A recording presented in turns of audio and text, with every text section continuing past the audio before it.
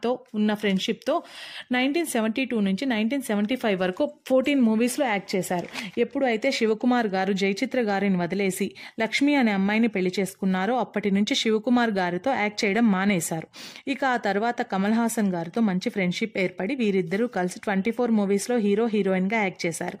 అప్పుడే రామానాయుడు గారు తాను తీస్తున్న సోగ్గాడు మూవీకి జయచిత్ర గారిని క్యాష్ చేయడం కోసం 2 years వెయిట్ చేసి ఆమె అడిగినంత డబ్బు ఇచ్చి హీరోయిన్గా క్యాష్ చేశారు. ఇక ఆ మూవీ 1975లో రిలీజ్ అయి బ్లాక్ బాస్టర్ అయింది. దీంతో జయచిత్ర గారికి తెలుగులో ఛాన్సులు పెరిగాయి.